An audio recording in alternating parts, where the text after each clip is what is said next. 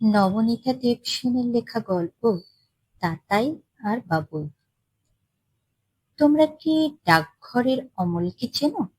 আর তার বন্ধু সুধাকে? তাতাই চেনে। তাতাইয়ের তো অসুখ করেছে কিনা, অমলের মতন তাকেও বিছানায় শুয়ে থাকতে হচ্ছে এখন। তবে খুব বেশি দিন নয়। ডাক্তার কাকু বলেছেন আর 5 দিন বাদেই স্কুল যেতে পারবে। 5 দিন? কেন? আসলে ডাক্তার কাকু বলেছিলেন 7 দিন।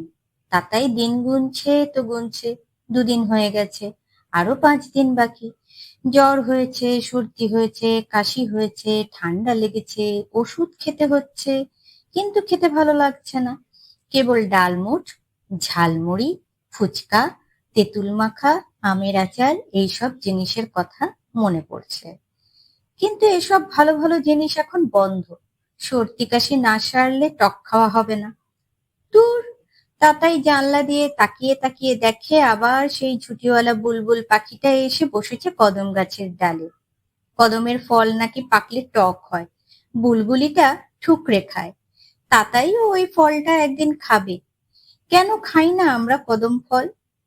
বাবুই বলল ওরা নাকি খেয়েছে, বিহারে খায়, টকের অম্বল রান্না করে ওই ফল দিয়ে। আর এখানে কত ফল পড়ে নষ্ট হচ্ছে, কেউ খায় না। না, কেউই খায় না তা নয়, পাখিরা খায়, মানুষে খায় না। অথচ বাজার থেকে যত বাজে বাজে সবজি, করলা, লাউ, পেঁপে এইসব কিনে আনে। রজনীগন্ধা গাছের তলায় একটা করে যে পেঁয়াজ থাকে, তাতেই দেখেছে, সেগুলোও তো কেউ খায় না। তাতে হয়তো রজনীগন্ধার গন্ধ থাকে, পেঁয়াজের মতন দেখতে হলে কি হবে, আসলে পেঁয়াজ নয়। না, রজনীগন্ধা খেতে একটুও ইচ্ছে করলো না তাতাইয়ের। শুয়ে শুয়ে কি যে করে, টিভিটা তো এ ঘরে নেই, ওপর তলায়। এখন ওপরে যাওয়া বারণ। ওই জানলাই ভরসা, আর বই। মামু ডাকঘর প্রেজেন্ট করেছিল, আর গল্প স্বল্প। গত বইমেলা থেকে তাতাই এতদিন ফেলে রেখেছিল। বইটই পড়তে ওর ভালো লাগে না। কমিক বই থেকে ছবি দেখতে, অমর চিত্রকথা দেখতে, টিভি দেখতে, আর খেলার মাঠে যেতে, ফুটবল আর ক্রিকেট খেলতে ভালো লাগে তাতাইয়ের। গল্প স্বল্পটা তাতাইয়ের কেমন যেন শক্ত শক্ত লাগছে। এখনো পড়া শেষ হয়নি। ডাকঘরটা তবু ভালো লেগেছে। কিন্তু মামু যে চাঁদের পাহাড় বইটা দিয়েছিল, সেটা আরো ভালো। এখন শুয়ে শুয়ে ডাকঘরটা যেন বেশি করে বুঝতে পারছে তাতাই। জানলা দিয়ে কত কি দেখা যায়। ছর্দি বলেছিল আজ একটা সিনেমার গল্প বলবে। তা সে তো ফিরলই না এখনো। মা স্কুলে, বাবা অফিসে, বাড়িতে শুধু বিন্দু মাসি। বিন্দু মাসির হাতের কাজ যেন কখনোই শেষ হয় না। হয় এটা ধুচ্ছে, নয় ওটা করছে, না হলে সেটা শুকোতে দিচ্ছে। একটুখানি যে এসে বসবে তাতাইয়ের কাছে, তা না। ওই বাবুইটাই তবু একটু আসে। ওর তো স্কুল নেই। সকালবেলায় ওর বাবার সঙ্গে বাড়ি বাড়ি ঘোরে, ঝাড়ু বালতি নিয়ে। ও তো জমাদার কিনা। দুপুরে স্নান করে খেয়ে রাস্তায় রাস্তায় ঘোরা ছাড়া কিছু করার থাকে না। তখন তাতাইয়ের জানলার কাছে এসে দাঁড়ায়। বিন্দু মাসি ওকে আগেই ভেতরে আসতে দিচ্ছিল না, কিন্তু মা বলেছেন আসতে দিতে। বাবুই অনেক গল্প জানে। আজই বাবুই ওকে একটা ভূতের গল্প বলেছে, ওদের গ্রামের গল্প। 2 শেঠ ছিল, তাদের দুজনের মধ্যে যত ভাব তত ঝগড়া। শেষে তারা ঠিক করলো তাদের ছেলে মেয়ে হলে বিয়ে দিয়ে ওরা দুজনে বেয়াই হবে, তাহলে আর ঝগড়া থাকবে না। কিন্তু ছেলের বাবা যে হবে সে তো জিতে যাবে, দহেজ পাবে, বউ পাবে। দহেজ আবার কি? তাতাই বলে এই টাকা কড়ি, গয়নাগাটি, বাসনপত্র। ও, পণ। পণ নেওয়া তো বেআইনি, তাও জানে না ওরা। এ তো অনেক আগেকার গল্প, তখন হাইকোর্টই হয়নি তো আইন। বাবুই হেসে উড়িয়ে দিল। আর আমাদের জাতের নিয়ম কি জানো তো? বরকেই পণ দিয়ে বউ কিনতে হয়। বউ এসে তো বরের ঘরে খাটাখাটুনি করবে, তার মা বাবা অমনি তাকে ছেড়ে দেবে কেন? আমি তো টাকা জমাচ্ছি বিয়ের জন্য। যত ছোট্ট বউ তত কম টাকা, তত কম দিন ওকে ওর বাবা মা খাইয়েছে কিনা। তাছাড়া বেশি কাজও করতে পারবে না, তাই অল্প পণে হয়ে যায়। যত বড় বউ হবে তত বেশি পণের টাকা। আমার মা মরে যেতে বাবা যে দাদার বিয়ে দিল, ভাবিজি দাদার চেয়ে 7 বছরের বড়, সে এসেই আমাদের সংসারে হাল ধরলো। ওর জন্য অনেক টাকা পণ লেগেছিল। বাবা তো দেশেই থাকে না। আমরা 9 জন মোট ভাই বোন। ভাবিজি বড় না হলেই চলতোই না। ভাবি আমাদের রান্না করে খাইয়ে বড় করেছে। আমি বাবা ছোট বউ দেখে বিয়ে করব, যাতে পয়সা কম লাগে। এখনই বিয়ে করবে কি? তোমার বয়স কত? তুমি তো আমারই সমান। এখন না, পরে, দেশে গেলে। গল্পের কি হলো? তাতাই তাড়া দেয়। হ্যাঁ, তারপর 2 শেঠেরই মেয়ে হলো। অ্যাঁ, বিয়ে দেবে কেমন করে? সেই তো মজা। একটা শেঠ খুব লোভী ছিল। সে মেয়ে হয়েছে এই খবরটা চেপে গেল, আর খুব করে কাঁসর বাজিয়ে দিল থালা পিটিয়ে। তার মানে ছেলে জন্মেছে জানিয়ে দিল। তারপর তারপর লোভী শেঠ তার বউকে একদম বারণ করে দিল, কাউকে বলবে না যে মেয়ে হয়েছে। আমরা ওই শেঠের মেয়ের সঙ্গে আমার ছেলের বিয়ে দেব। ওর বউ তখন অবাক হয়ে বললে, কেমন করে বিয়ে হবে? এ তো মেয়েই। শেঠ বললে, সে তখন দেখা যাবে, এখন আশীর্বাদ তো হয়ে যাক। মেয়েকে শেঠ জন্ম থেকেই ছেলেদের পোশাক পরিয়ে রাখলো, আর মেয়ের নাম দিল বলবীর। অন্য শেঠের মেয়ের নাম হলো রানী। রানী আর বলবীরের যখন 6 বছর বয়স, তখন দুজনের আশীর্বাদ হয়ে গেল খুব খটা করে।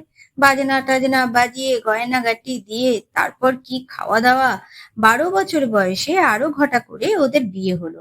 বলবীর বেচারি তো জানে সে ছেলে, ছোট থেকে ছেলেদের সঙ্গে খেলা করেই বড় হয়েছে। পরনে ধুতি, সিল্কের আচকান, মাথায় বড় পাগড়ি, পায়ে জরির নাগড়া।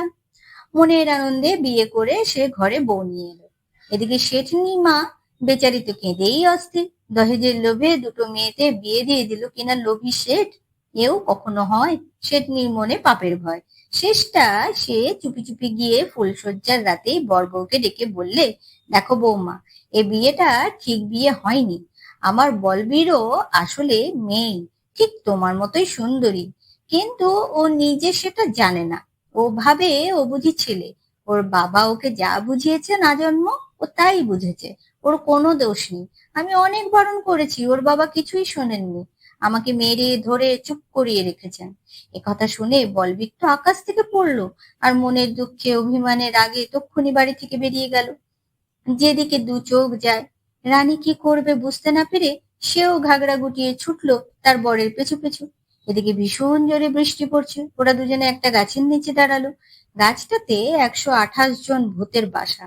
তারা বলল, এ কি, আমাদের ভয়ে এ গাছের নিচে জনমনুষ্যই কখনো দাঁড়ায় না। এই বাচ্চা দুটোর কি প্রাণে ভয় ডর নেই? ভূতেদের সর্দার গিয়ে ওদের বলল, এই, তোরা কোথায় যাচ্ছিস?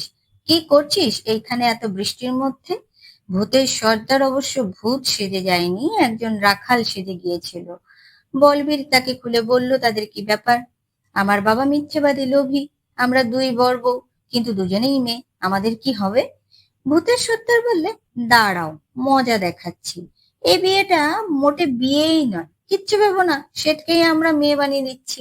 আর বাছা বলবীর, তুমি যদি চাও তোমাকে আমি সত্যি ছেলে বানিয়ে দিতে পারি। আমরা তো ভূত হই, সব পারি। বলবীর বলল, না, আমি মেয়ে মেয়েই থাকবো। রানী আর বলবীর তখন রানীদের বাড়িতে চলে গেল। আর লোভী শেঠ হঠাৎ দুপুরবেলায় তার আপিসে সে যখন শেঠজি হিসেব নিকেশ করতে বসতে যাবেন, তার দাড়ি গোঁফ হঠাৎ মিছে খসে পড়ল। মাথায় খোঁপা আর ওড়নি, গায়ে গয়না, পরনে ঘাগড়া চলে এসে গেল। মেয়েলি সরু গলায় শেঠ হুঙ্কার দিলেন, ইধারাও। প্রজারা কেউই এলো না। হাসবে কি? সবাই হেসেই তো গড়াগড়ি। কেউ তার কথা শুনছে না। তখন শেঠনি তাকে বললে, এটা তোমার পাপের ফল। দেবতারা রাগ করেছেন। শিগগির তোমার বন্ধুকে তার দহেজ ফেরত দাও। রানী আর বলবীর কোথায় গেল খুঁজে এনে দুজনের 2টি ভালো ছেলে দেখে বিয়ে দিয়ে দাও। তোমার লোভ আর মিথ্যা করার ফলেই তুমি মেয়ে হয়ে গিয়েছো। এখন বোঝো মেয়েদের জীবন কিরকম কষ্টের হয়। শেঠনি তখন রানীর বাবাকে খবর দিয়ে তার সব দহেজ ফেরত দিয়ে দিলে। আর পাশের গ্রামের 2 শক্তপোক্ত চাষি ভাই রঘু আর ভগুয়াকে ডেকে এনে গ্রামের লোকেরা রানী আর বলবীরে খুব খটাপটা করে আবার বিয়ে দিয়ে দিল। শেঠ ঘাগরা চুলি পরে লজ্জায় ঘরের কোণে বসে রইল। বসে বসে এখনো ডাল ভাঙে, গম পেষে, রুটি চাপাটি বানায়, সবজি রাঁধে, মহিষের দুধ দোয়, দুধ জাল দেয়, মাখন বানায়, ঘি বানায়, আর বলবীর তো সব ছেলেদের কাজ শিখেছিল, সেই তার বাবার ব্যবসা দেখে, দপ্তরে কাজকর্ম দেখে, আর তার বর রঘুয়া চাষ করে। ওদিকে রানী আর ভগুয়ারও দিন খুব সুখেই কাটলো ভূতের সর্দারের দয়ায়। ভালো নয় গল্প এটা? বাবুই তাতাইকে জিজ্ঞেস করলো। তাতাই ভেবেচিন্তে বললে, হ্যাঁ, বেশ ভালো, অনেকটা গুপি গাইনের মতন। সেটা আবার কি গল্প? জানি না তো। সত্যি তো, বাবুই তো দাঁড় ভাঙার ছেলে, ওকে তাহলে এবার গুপি গাইনের গল্পটা বলা যাবে। তাতাই খুব খুশি হলো। যাক, একজনও তো লোক পাওয়া গেছে যে গুপি গাইন বাঘা বাইনকে চেনে না। সেও একটা ভূতের রাজার গল্প, তবে এরকম নয়। এটাতে যেমন একটা দুষ্টু শেঠের শাস্তি আছে, ওতে সেরকম কিছু নেই। বলে তাতাই গল্পটা যেই শুরু করেছে, বিন্দু মাসি অমনি এসে বললে, এই যে হরলিক্স, তোমার ওষুধ খাবার সময় হয়েছে। আর বাবুইও তক্ষুনি পরে আসবো বলে ছুটে পালিয়ে গেল। তাতাই তখন থেকে জানলার দিকে তাকিয়ে আছে, বাবুই কখন আসবে।